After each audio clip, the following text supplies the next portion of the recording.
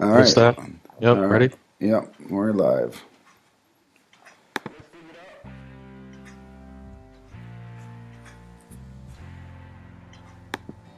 As always, Global Detection Adventures is brought to you proudly by Black ADA, Advanced Digging Accessories.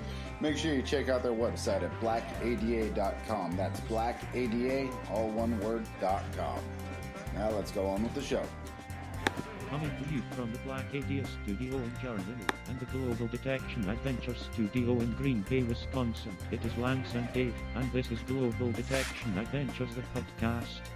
Well, hello everybody. My name is Lance, and I'm coming to you live from the Black ADA Studios in Schweinfurt, Germany.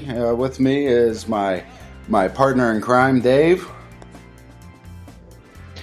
Hey, good morning, everybody. Or I should say good morning, good afternoon, and good evening, wherever you may be around the world. And I'd like to wish happy Easter to everybody. That's like Lance said, I'm Dave, and I'm stateside here in Green Bay, Wisconsin. And I'm glad to be back in the saddle. Just got back from vacation.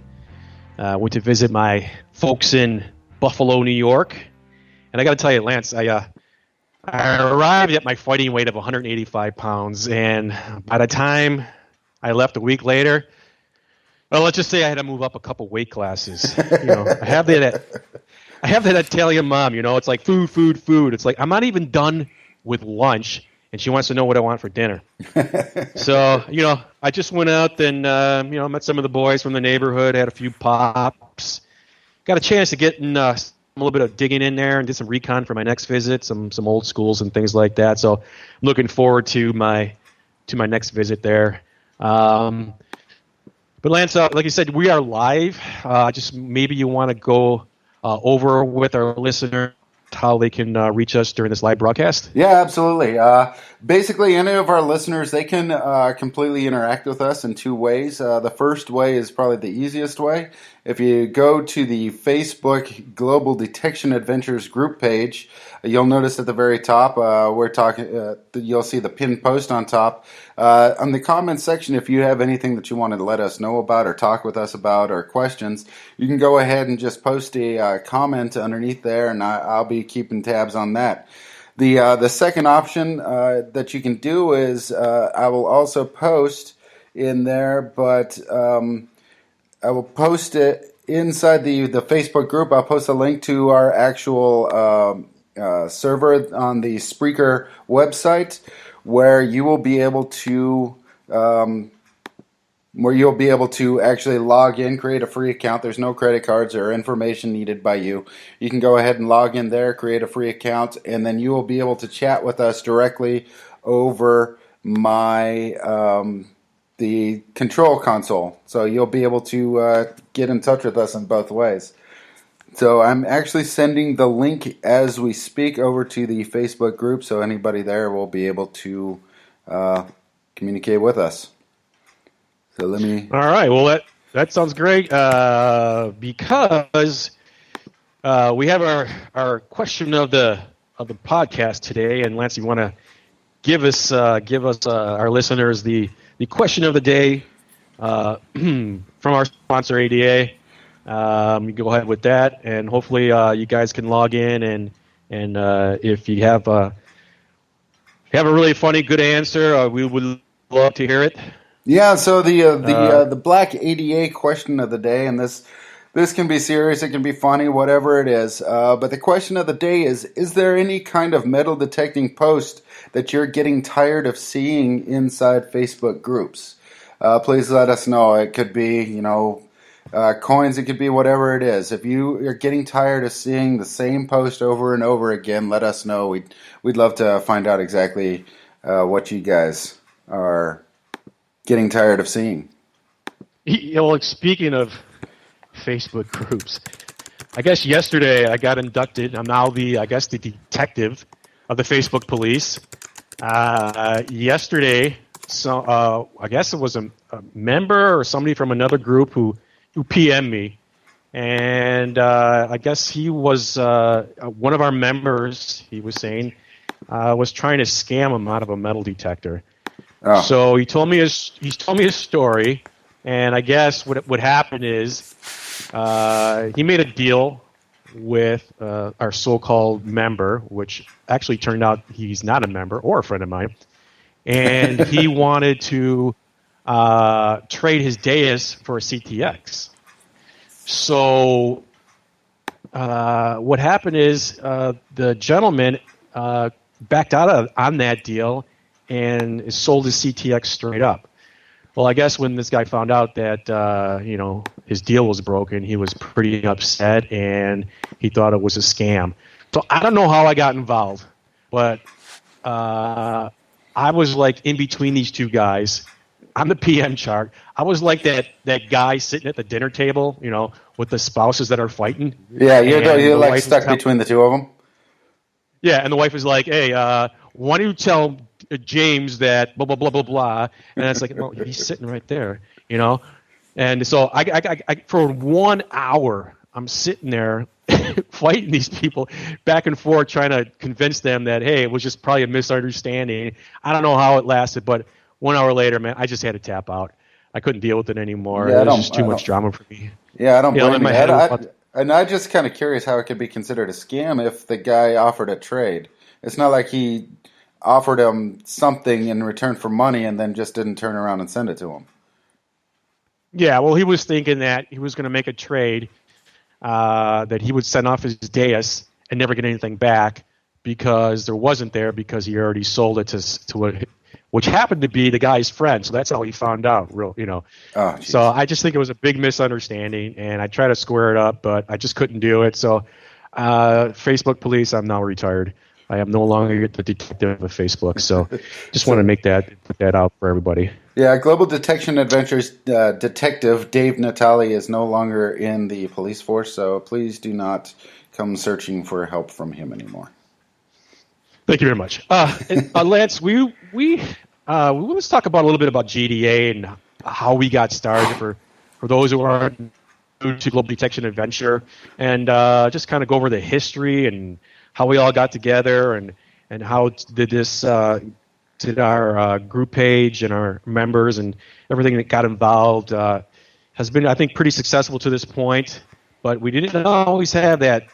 We had some humbling times, and maybe you want to just go over a little bit about our history.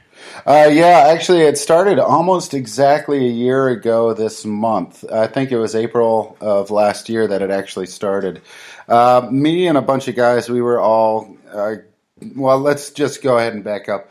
The rather famous metal detectorist on YouTube, Deep Digger Dan, he had opened a forum group called Bleeps Are Us. And me, like many other people, went over there and we started, hanging around and sharing our finds and everything else on his forum.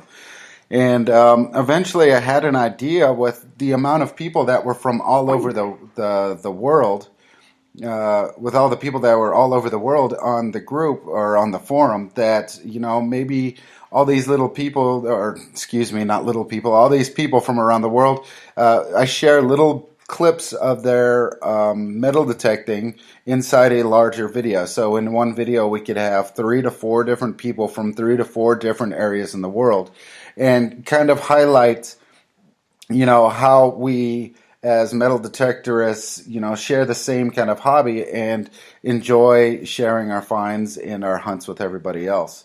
So that's kind of how the idea of the Global Detection Adventures video series started. Well, yeah, I got really, I wouldn't even say sucked into it, because I really enjoyed becoming a member.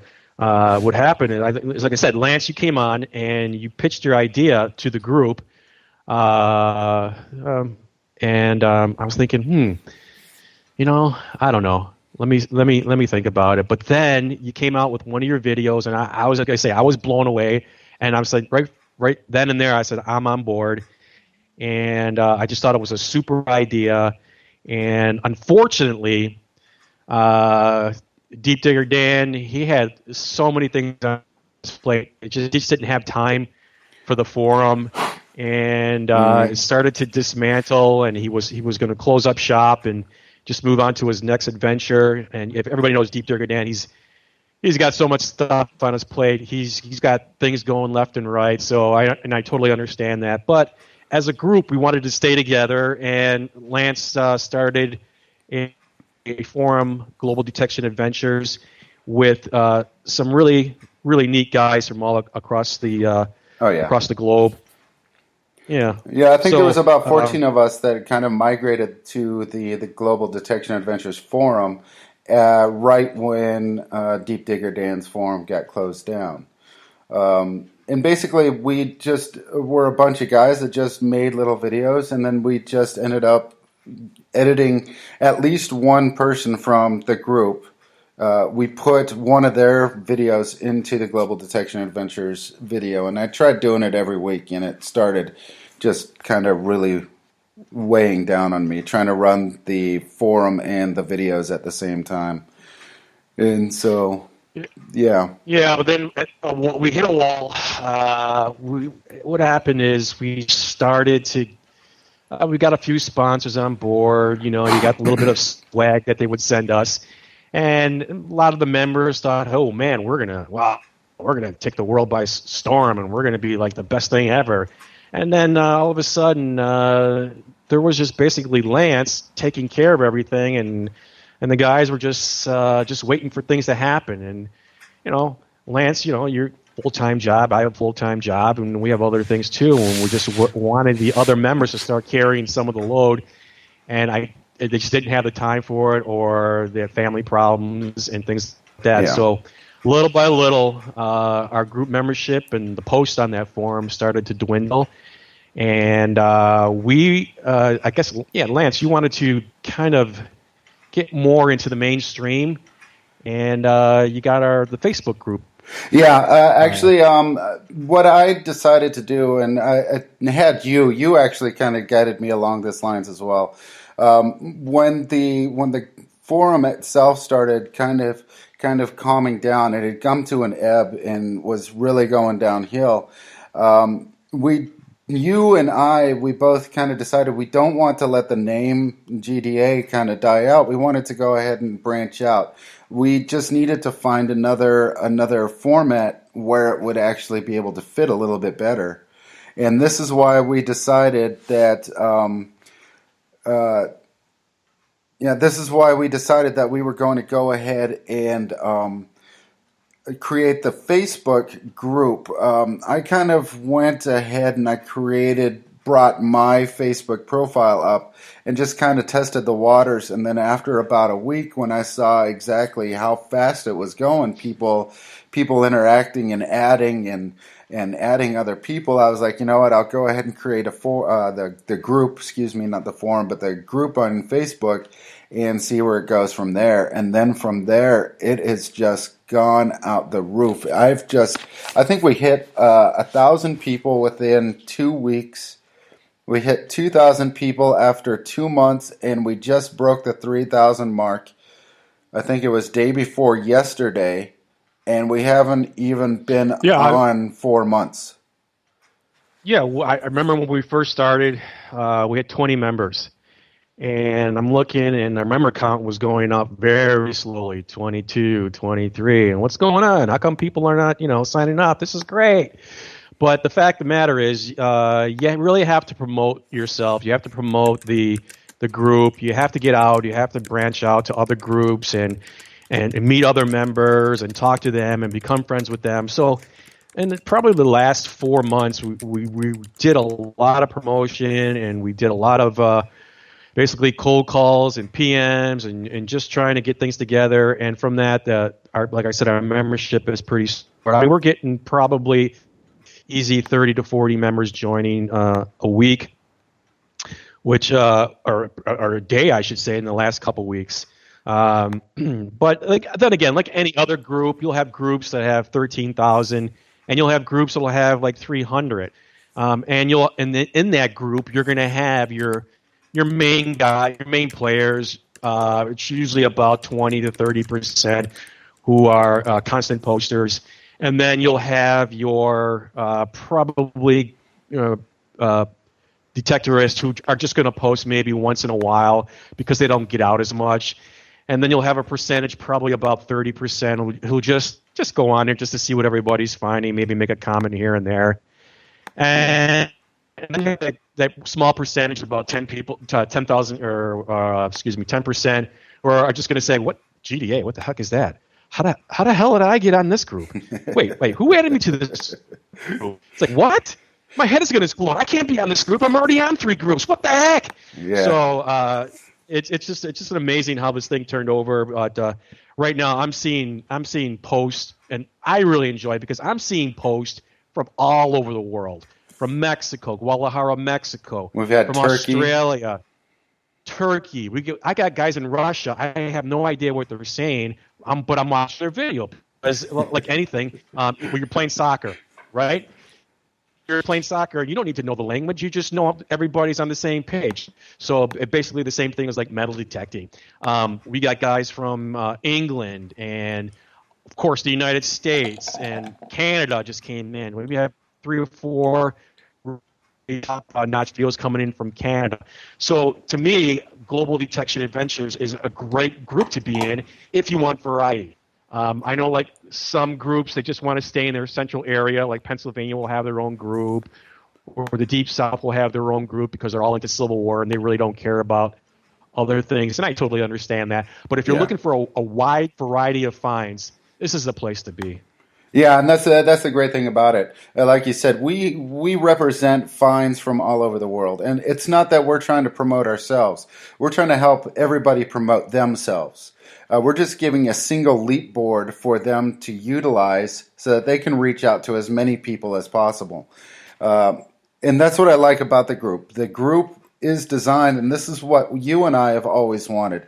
We want to not promote ourselves in a way. Sure, we have our own videos, and running this group has helped us. But in a way, it's also helped everyone else because they can create a video, share it on here, and let the rest of the world see everything. Let the rest of the world see their video. So just like that guy from Russia, the guy, he's posted like 3 or 4 videos now. People in the United States probably would never watch his videos before, but now he's getting exposure within the United States. The submissions on YouTube, the subs, this is a great place to show your video. I know guys that came on and had 30-something subs, and I got a peep on the other day. He's up to 500 just because he's promoting his videos, and that's the difference between our groups. There is no head games. There is no egos. It's all about our members and who's involved. We try to promote you. We try to make you have an endeavor. So you want to be a TV star and you get your name known. You have a product that you're working on as far as metal detecting. Maybe your shovel, your digger maker, knife maker. Boom, you come and promote here. We self-promote. We got groups that come in here. Hey, I only got 400 members. Can I promote my group? Yeah, come on. There's no head games. Yeah, exactly. And in fact, I'd like to go ahead and introduce somebody. This is one of the members of the group as well. We invited Jimmy Nicola to come actually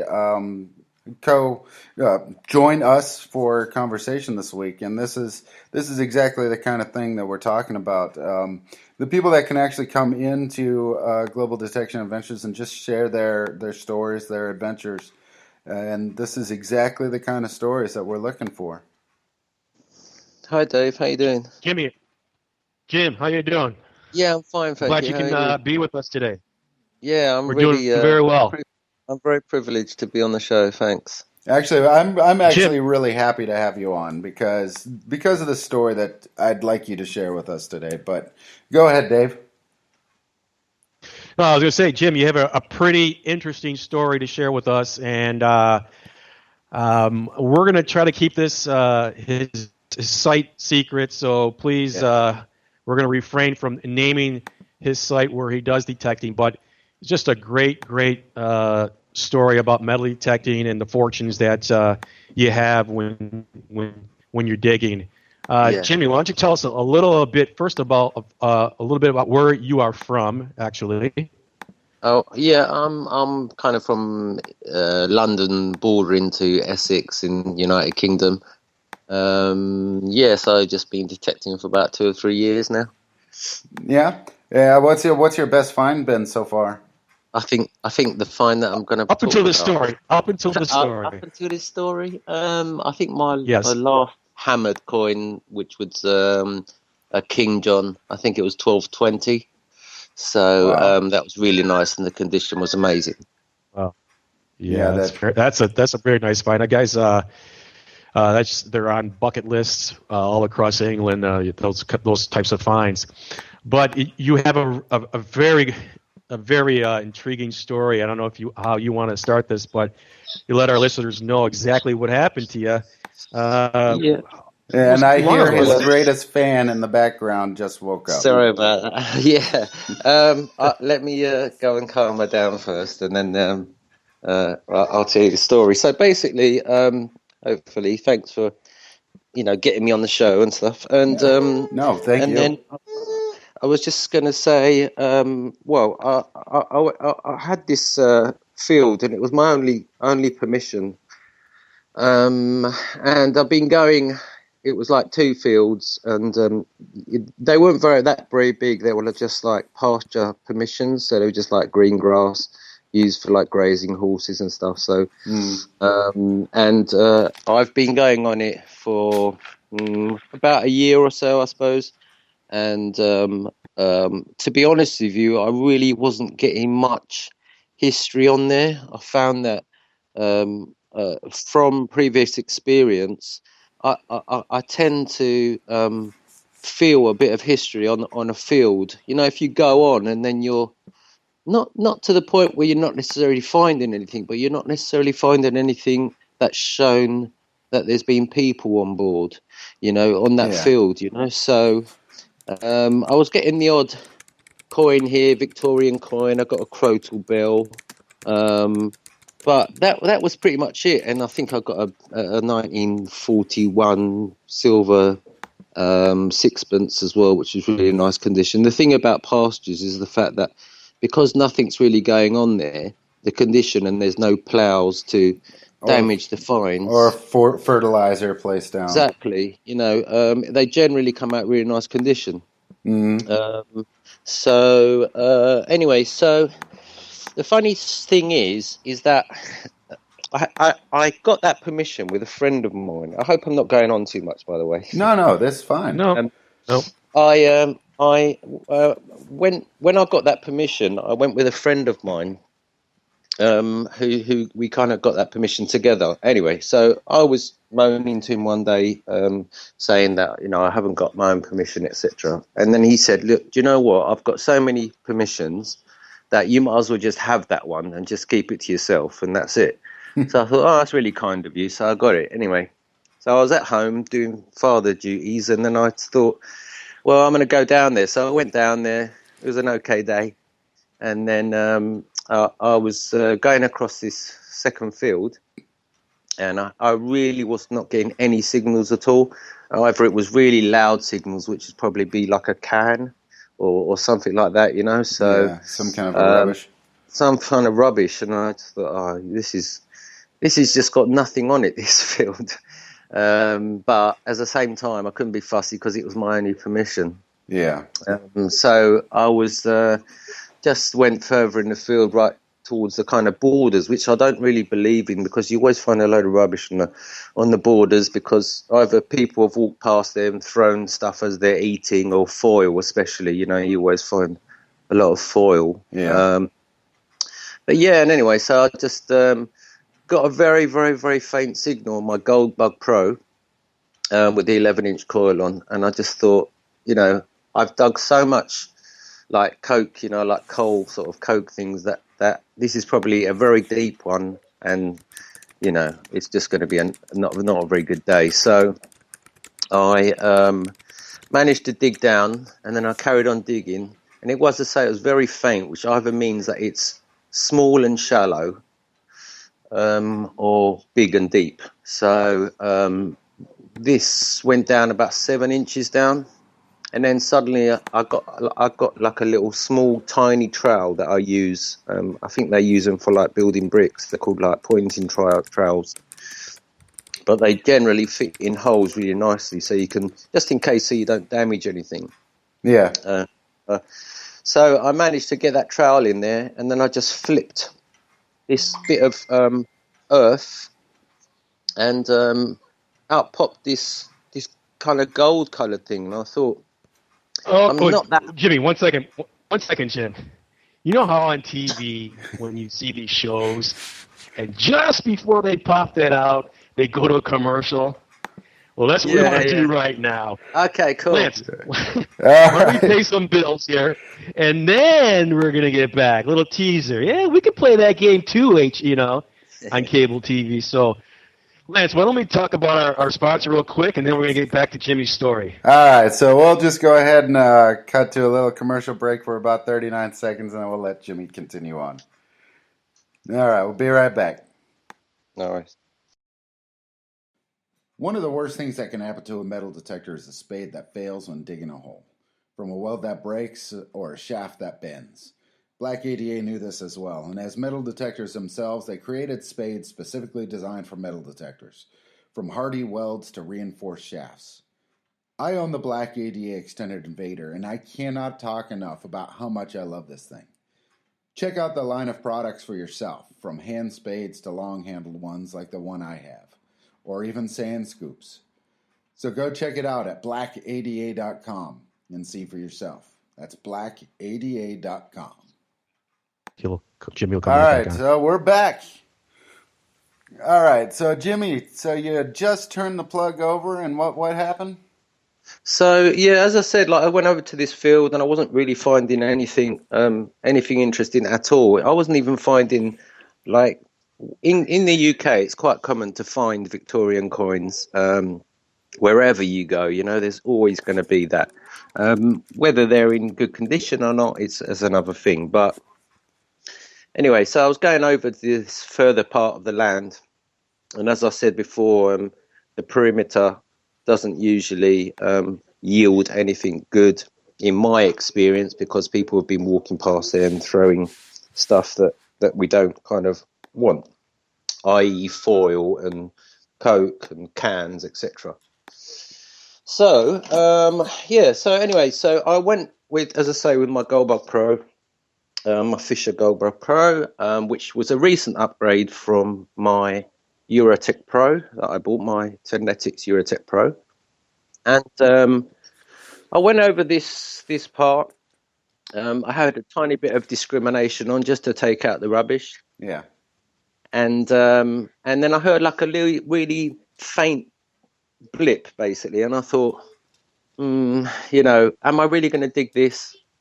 And I thought, well, I'm here. Let's just do it anyway. So I really was quite down about the whole situation, not finding anything. And anyway, so this blip, and I thought, right, here we go. And I think on the screen it's something like 7 or 8 inches down. And so I started digging down with my shovel first, and then I had like a little small trowel which I used just to pick out small targets, because the last thing you want to do is put your shovel through anything, even though I was thinking it's not going to be anything good anyway. Yeah. So and then I didn't see anything, so I started digging around with the trowel, taking small bits of earth out, and then suddenly I put that trowel in, and I could see like a gold colour, and I thought, what is that? But to be honest with you, it's like a farm. So I just thought it could be just a bit of brass, off of machinery, it could be off of horses, like where they have their saddles, etc. Yeah, some kind of tack or something, yeah. Yeah, exactly, so I just didn't think anything. And I literally took it out. It was about 1.5 inches long, let's say, maybe nearly 2. And it had mud on it, but I could see it was gold coloured. And I don't know why, but I just put it in my box. And I just carried on detecting. Now, I don't know why I didn't think, hold on, that's gold coloured. This is pretty amazing. But I just put it in my box and I carried on. And then after that, I went into a different field, found that hammered coin, which was really deep. Excuse me. And it turned out to be a really small King John 1224, I believe it was. Yeah, I think that's what you did it on the website. I'm Yeah, which posting is a link amazing. to your story on the on the Yeah, Facebook page right now, as a matter of fact. great. And you're thinking right now, oh, that's my Yeah, best find of the day, that right? I definitely thought that. You know what? I sat on my knees. My knees was covered in mud, and I thought, right, this is great. I was by myself, so usually it's really good fun if you have someone with you, and then you can have a joke or kind of celebrate together. But I was by myself, and I think apart from a horse, which was the only thing that was nearby, I was really going mad. I was really screaming and saying, yeah, because I've had such bad luck detecting recently, and everyone else has been finding really nice finds. So I was really chuffed, and the condition was amazing. And I thought to myself, from the 1220s, that's like, what, 900 years old? Yeah, So I I'm was looking at the really, photos of it right I now. was It's really chuffed. fantastic. Yeah, so I was really, really happy with that. Anyway, so I went home, and then I usually just leave my junky targets, and then I just thought, I'm just going to just clean this up. And it was just a solid gold color. And I thought, this is a bit mad. Anyway, so I put it up on a Facebook page, and I had hundreds and hundreds of people in minutes. My phone was bleeping and flashing every second. That everyone was saying that is Viking hack gold, and I was like, "Are you sure?" And they said, "Believe me, I recognise it." And they started sending me pictures of previous Viking gold that has been found, especially hack gold. And my piece was pretty much the same as what has been found. And Now, other experts were saying about, because it had slight small file marks on it, they had been making that to weigh and be a certain size. yeah. So I was Well, really, really excited. that's the thing about Viking hack gold or hack silver. Yeah, I guess back in the days, they didn't have really coin trades. I mean, they got coins from other trades, but they only used them as the weight and the purity. And they did that a exactly. lot with silver. Little bits and pieces they would carry around of jewelry and silverware and whatever they had, and chopped them up in pieces and used that for trade. Mm. But there's another thing you thought it was what is it, ingot, which Yeah, is actually a piece of gold that's ready for the next stage of I guess purification or Production. bringing it Yeah. into a production, into a bigger bar, or to add it to something. exactly. So yeah. So anyway, so I was really excited, and so everyone started saying this, and then I started to post it, and then you guys picked up on it, and had the fortunate to talk about it now live on the show, which I hope your listeners kind of So enjoy. did you have to register it? I mean, what Yeah, when you find something of that value, what's the next step? yeah. The next step is you have to let the owner know of the land, Yeah. um, and usually have like a kind of a 50-50 agreement where 50% goes to the landowner and 50% goes to you as the finder. Yeah, anything over 300 years old, I think it is. It needs to be a certain percentage of gold and silver, or a certain amount of items in one pocket of a dig, I basically. So believe it's 2 coins that's right. is considered a hoard and needs to be Yeah, reported. As long as they're exactly. over 300 years, I believe. Exactly. So anyway, so I got in touch with my nearest fines liaison officer, which was in central London, and we emailed each other back and forth, and she asked me if I could come in and show her it, because even when she saw it on the picture, she was pretty convinced it was Viking gold, but needed to see it to confirm it. So I was 99% sure that it was. Mm. So I went and saw her in central London, And there was a couple next to me, and they were showing another finds liaison officer some broken pottery, which they probably believed it might have been Roman, so they were just getting that checked out. And the lady that I saw was sitting next to them. And then she just said, "Oh, come on then, let's see what you got." And then I just took the gold out. And then she was pretty gobsmacked. She was really excited. I mean, for me, that's like amazing because A, I've found gold. B, is Viking, so it's really old. And then C, that's the London Museum. I mean, they have amazing finds there. And for someone to be excited about this gold really, Yeah, meant a lot to me.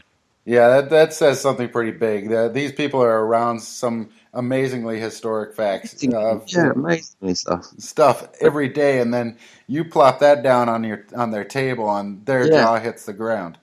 Yeah, I mean, and I'm still shocked to this day. Really, I mean, I don't think people believe me, and then I show them, and they're just pretty amazed by it. So, do you have that in your possession now, or is it? No, is it still? no, do you have that? No, the next process is basically they register it that you've given it to them, and they actually take it from you, which kind of broke my heart a bit because I thought, it's like a little friend in a sense. You're taking that away from me.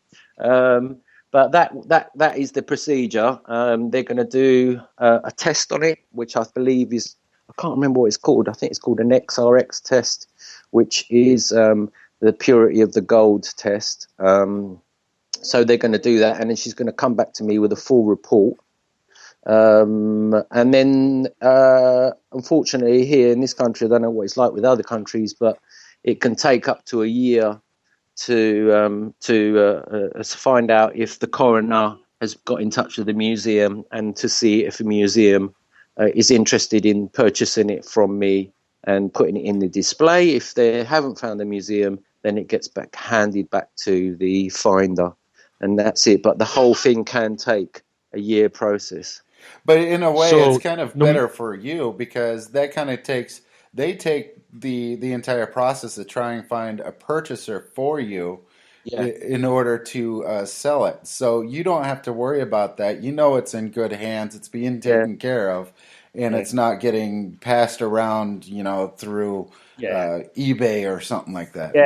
Well, Jimmy, do you have the option of keeping it, or did you have to give it up? You have to give it up. Yeah, because to be honest with you, I mean, there might be some people out there maybe who would have just kept it themselves and that's it. But to be honest with you, I don't think gold-wise, it might not have even been like £200 or £300 in gold. I think it's like 9 grams or something. But it's more the fact that if they find it valuable historically, rather than some jeweler would buy it, and melt it down and turn it into a necklace or something, So So you get your once it's in a museum, is there like a picture of you with it, or do you get any kind of recognition?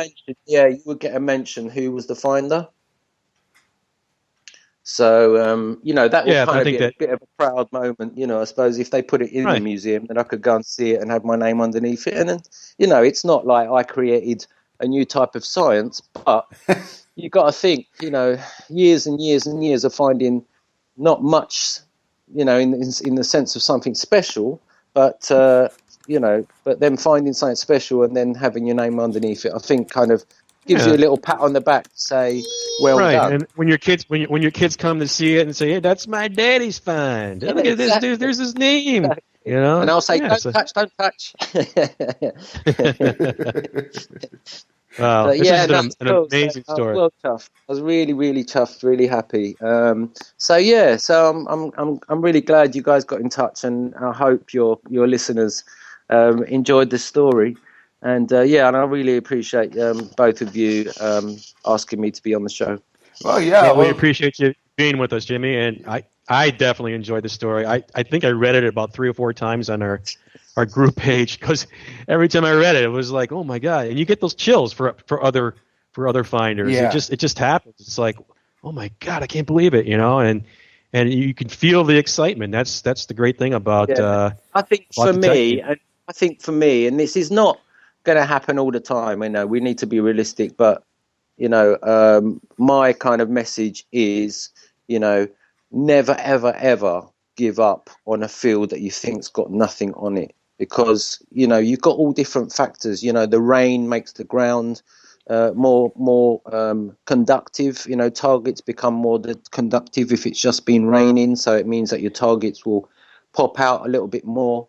And yeah, you might come across a ground and not find much, and it will still be like 10 years later. But in my case here, where I definitely thought this is just a plain bit of land with no history on it at all, and then to find a small bit of hack gold or an ingot of Viking gold, you know, in the corner of a field, it's just amazing.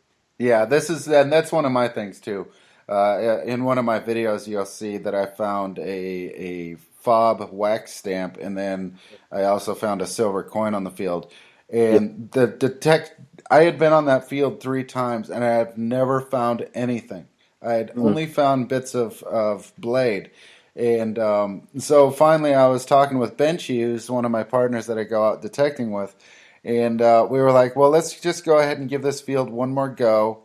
And boom, there it was. I found that wax stamp. Amazing. And Yeah, I thought it's a really, really nice find.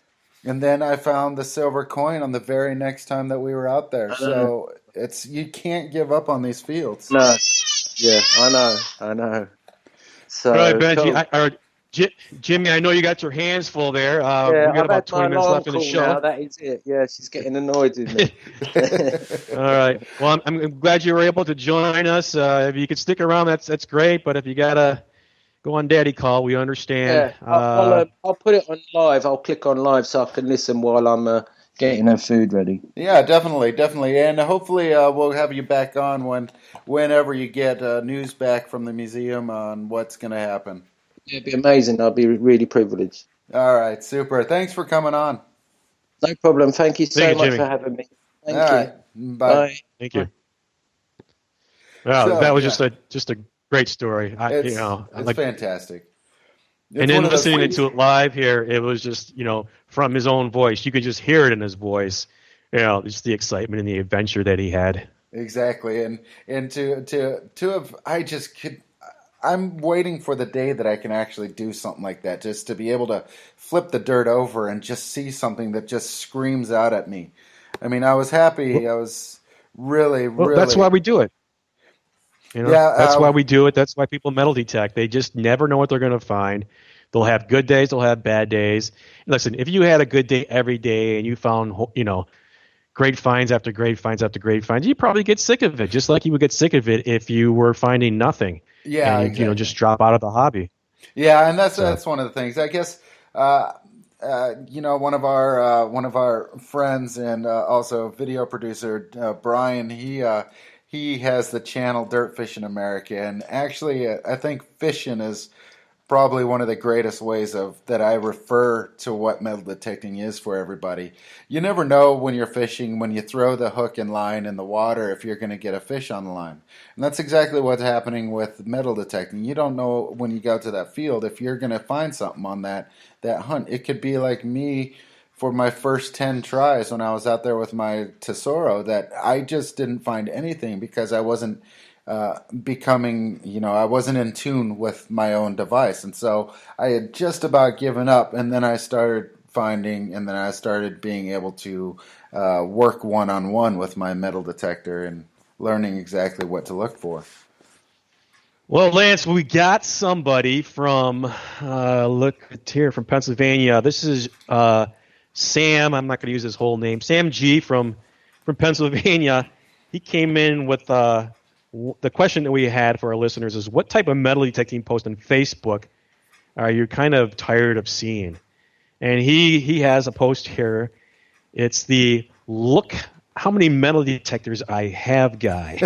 And he peed me a picture of, just a lineup of metal detectors. So I blow it up and I'm trying to say, man, this guy's got 11 metal detectors. And I'm looking at him and it's like, no, that's a $200 machine. That's a $100 machine. That's the $300 machine. I'm thinking, why didn't this guy just save his money and just buy a decent machine and instead of showing his whole lineup, it's like, all right, well maybe this guy's going out and he's using it to take it for a ride with maybe the Boys and Girls Club and have him take them out. So he needs 11, or maybe some senior citizens he's taking out, on a trip. But no. He's just showing you, man, look at my metal detectors, and look how many I got. How many you got? Let me see what you got. So that's pretty funny when I saw that. Here's one more. This is from one of our lady viewers, and she is she's sick and tired of the word beast. Beast. And I've seen this a lot too. Beast, yeah. I've seen this a lot too. She just gave me a little clip of somebody naming their metal detector. Oh man, this metal detector is the beast. Oh, check out this coil. My coil is the beast. My shovel is the beast. And I'm thinking, you know what? I understand that. I mean, come on, Marshawn Lynch, remember from Seattle Seahawks? Yeah, I'm Seahawks? from Seattle. I know who Marshawn is. Yeah, he's a beast, right? Yeah, Dick Buck is back at the time of the Chicago Bears. That guy's a beast. The ladies on The View, they're beast, okay? But your metal detector, your shovel, your coil, I'm sorry, man, they're not beast. But these are great. But anyways, we'll see if anybody else comes through on that. But Lance, we got about, 12, 13 minutes left. Yeah. I'd like to give a little shout out to some of our group members who've been with us probably from since we started this Inception Prep back in November of last year. We have some hardcore guys that come in and women that come in. Oh, yeah. Maybe you want to mention a few of them on right now, give you that chance. Yeah, actually, I got two detecting ladies that I want to actually mention first. I'm not saying that it's a rarity, but it's always a pleasure seeing that some of the women get out there. I mean, one of my good friends, Digger Dawn, she's obviously out there with Andy or Twig the Dig, and they're digging up. But we got people like Tracy Gerard, she's out there, and Georgia Cronlin, she's out there as well. So I wanted to give both of those ladies a big shout out. But I got a couple other. Well, if we're on the list of women, I got a few women I'd like to give a shout out to. Jocelyn Elizabeth, she's been posting for a while now, and she's got some great finds to show. And just recently, Kimmy Price from Girls Rock, she's been in, and I always look forward to her videos. I'm a big fan of hers. I'm subscribed to her channel, and so that's great to have the women on board. Like I said, that they're out there. But it's the hobby is predominantly when you get these posts, they're from men. So it's really great to see the women out there and detecting. In fact, I think these are some of the only women that I know besides English Rose out of Australia, and it's always great seeing them get finding or sharing their finds with us as well. Yep. And like some of the men that are on here constantly, and I just want to go over a couple, just to show you the variety of people that are from all across the United States, all across Europe and Asia, and all the continents. Right now, we got a lot of videos coming in from Don LeClaire. He's out of Mississauga, Ontario, Canada, and he goes by the name of Canadian Diggers. You can get his YouTube channels, and he's really good. He goes out there and he talks about his finds, and he's very, very narrative when he does his videos. So they're very interesting. You got a lot of videos that will go on and on and on, and you're fast forwarding the video to get to the find. But this guy makes it sound so interesting, you end up watching this whole video. Another gentleman, Manuel Serrano Alvarez, he's from Guadalajara, Mexico, comes in with amazing finds, a lot of Christian relics and crucifix and just a lot of great finds there. Yeah, I saw him. I think he posted this morning, actually, in the group with all his religious finds from, I think, the last several months. Yeah, and our good buddy Stephen Gray, the Cake Man. Yeah, he's from Anglo-Celtic metal detecting. He's out of Birkenhead in the UK. So you always see him on there. He's a personality. that once you get to know this guy, man, he's just a great guy to know. Yeah, Uh, he's definitely a personality. That's for sure. you got anybody you want to mention out there, Lance, for us? Yeah, actually, a couple other ones. Jerry Olson, he's another one. He posts quite a lot on the group as well. And I want to just wish him good luck on his hunts. I know he's just kind of a little upset lately. I guess it just started snowing again up in his area, and Yeah, I he's out of can't remember. Minnesota. Yeah, that's right. It was Minnesota, and so he's kind of upset that he's not going to be able to get out metal detecting. So I'm rooting for the weather to clear up so he can get back out there. And Well, here then in Green Bay, we did have a big blizzard. They call it a blizzard. I'm from Buffalo. They don't know what blizzards are, but yeah, but it all melted. So he'll be good to go this next week. So he'll be fine. And then I also have two very special shout outs I wanted to give. We have two service members that are part of the group, two U.S. Army members. And so I wanted to give a great shout out to them and a big thank you for their service for the United States, for our country. And to anybody really who's a service member, I am an ex 15-year veteran of the U.S. Army, and I will always hold any service members in the highest regard. So to both Brian Carter Stewart and Jerome Putnam, I wanted to give a really extra special shout out to them and wish them luck. Yeah, definitely salute them here. Just a few more from me. One of our youngest members, Jacob, his last name is or Ur, your. I I don't know think how you it's pronounce Ur. it. Ur. Kid Kangaroo. He's from Australia. I think he's about 15 years old. He is 15. His his YouTube channel is Digging Australia. I'm gonna tell you something. This kid has so much talent in his little finger. It is unbelievable how his videos have progressed from when he first started. This guy is you have to see him to see the videos and his artistic value in the videos. They get Yeah. better and better every week. He's 15 years old. He's an amazing hunter. He's got some great finds. You got to check him out. And he's got Couple more more. luck in the fingernail tip on his pinky finger than I've had in my entire life.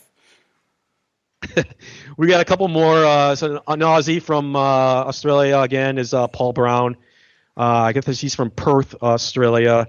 And lastly, on my list here for the shout outs for this week is John Smith. John, I guess it's Hilton Smith. He's from Hastings, New Zealand, and he does great videos too. So check out these guys. Check out the women. Take a look at their videos, and I'm sure you're going to be impressed. And again, we like to see videos from all over the world. So don't be afraid to post. Don't be afraid to post videos, your finds, and as many as you like, because the more the merrier. And for me, I get to see a lot of great stuff. Oh, and I do have one more. I want to give another special shout out to Robert or Bob Hope. He's a member of the Northern Relic Hunters, which is if you're from the UK, give them a look up. They got a really great forum at Northern Relic Hunters. Check them out. Check out Bob Hope. I know he's out there listening right now, so I want to give him a very special thank you and hello from Germany. Just a few more things before we let everybody go here. You're probably the resident artist of GDA, and I want you to talk a little bit about what we have on Tuesdays going on at Global Detection Adventures. Well, Global Detection Adventures, it's not just about metal detecting. That's our primary goal is metal detecting, but we also like to detect other things, which could be travel if you go somewhere and you find a real beautiful place. Or on Tuesdays, we have what's called Art Tuesdays. So a lot of us share multiple hobbies, myself included. I paint and I collect toys. I'll just go ahead and say it. I'm not ashamed of it. But yeah, so for the artists that are members, we invite all the artists to come forth and share pictures of their art every Tuesday and share it with us so that we can share it with the rest of the world. We have some really, really fantastic artists on the group. Terry, Yep. Terry is definitely one of the best. And, Yeah, we have some great artists, and it's not just paintings. It could be photography. We have a woman that comes in, and she's a very good artist, and she does paintings on little spools of thread. That was the most amazing thing I've seen. Yeah. We have a woman that does art on the gas tanks of motorcycles and hard hats, and it's just amazing. So you got to check it out on Art Tuesday every day. You can post any time on Tuesday. I know sometimes if you're in Australia, you're going to post a little bit ahead of us, but that's no problem. And you're probably coming on a Monday night, so just go ahead and do your post. Yeah, just share it with the world. Just share it with us. I try to see everything. Sometimes it gets a little overwhelming. I have weird hours with work and everything, so I try and scan through the posts on Facebook as much as I can. So please share with us Tuesdays. If you're an artist, share with us. And anything else that you happen to find or want to share with us, it's more than welcome on the Facebook group. All right. Well, I think that's going to wrap it up for us here at Global Detection Adventures. I'm Dave D. along with Lance Goulsbury, and I'd like to wish everybody again a happy Easter, and hopefully we'll see you again. Yeah, well, definitely, and from me as well. Happy Easter to everybody. We're not going to be live next weekend. Both me and Dave are priorly engaged next weekend. I've got a. Let's get to something straight. We have things to do. We're not getting engaged. We're not getting engaged. He's just my partner in radio only. Okay, let's just clarify that. All right. Not that there's anything wrong with it, but just not for us. Okay. My niece is having her confirmation next Sunday, so I got to go to that, and then my nephew is having his baptism on Saturday, so it's going to be a busy weekend for me. So I'm not going to be around. All right, well, for Lance Goulsby and Dave D. at Global Detection Adventures, again, have a happy Easter, and we'll see you in a few weeks. All right, everybody. Talk to you then. Bye.